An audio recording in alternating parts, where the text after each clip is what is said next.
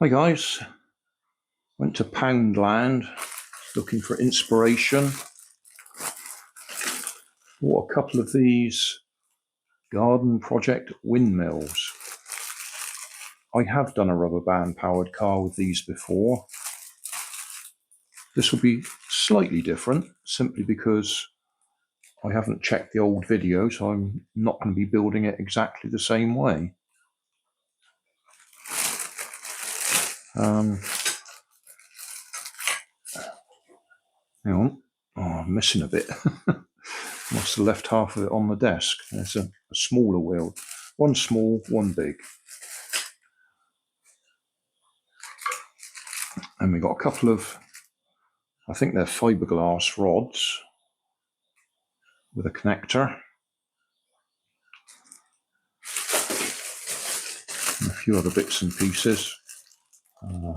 A right angle piece there. That rod there is the bit that they spin on. A spike to go in the ground.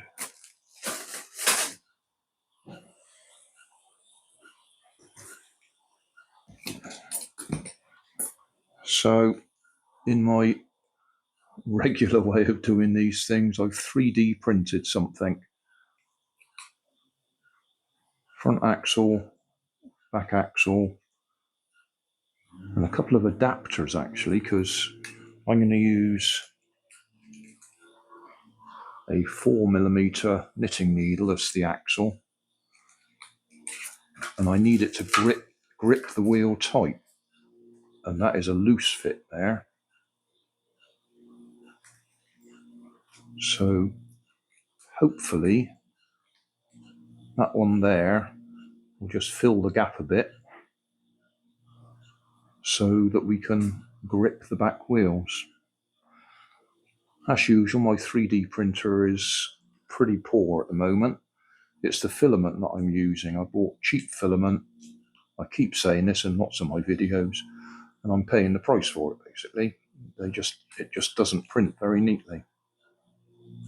That is the top quality setting, and it's all bitty and horrible. Sometimes I get a reasonable print from it, but generally I don't. And it does seem to be the filament that's causing the problem.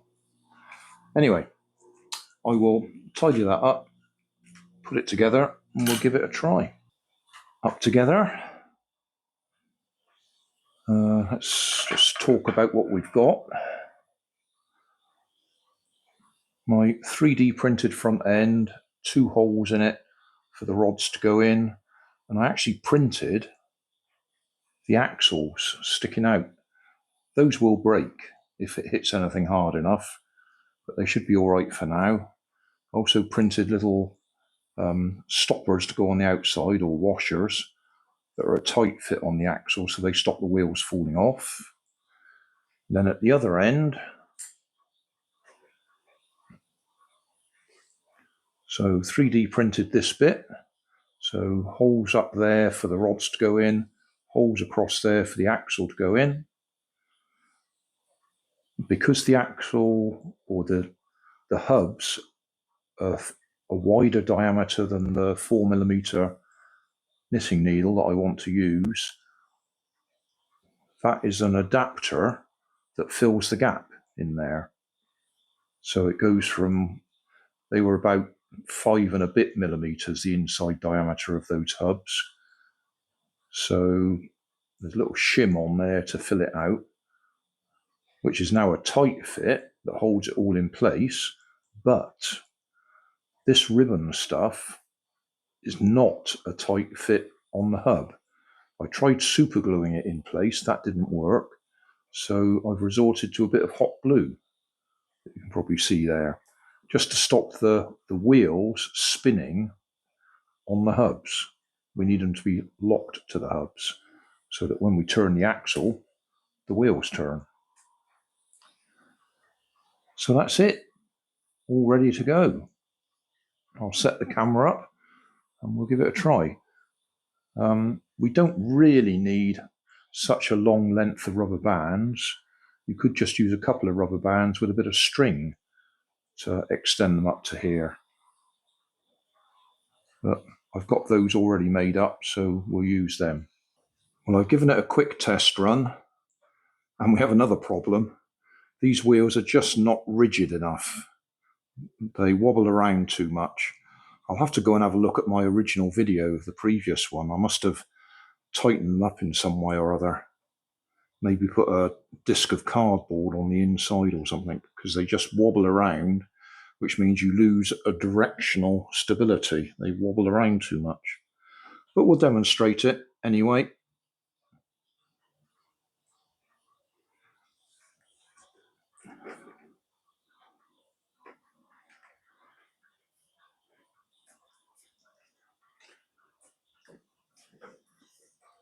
As long as the wheels aren't on the floor, they work fine.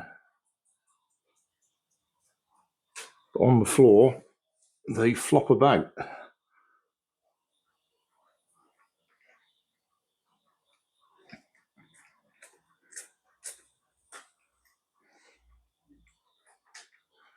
So we're not going to get a straight run, whatever we do.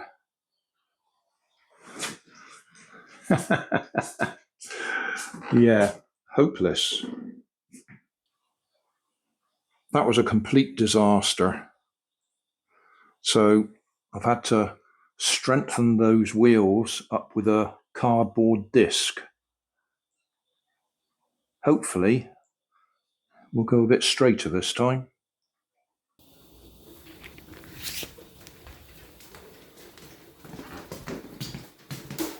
Yes, that's a bit better. Now we'll try and hit the camera.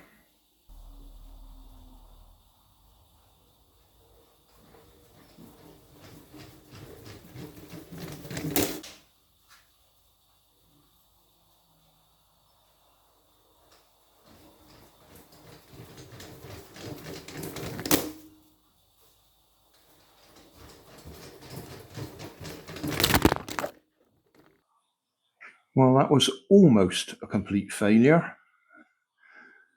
I didn't want to have to use cardboard for the wheels, but in the end they were just too flexible and we couldn't get a straight run with them. They were just wobbling around everywhere.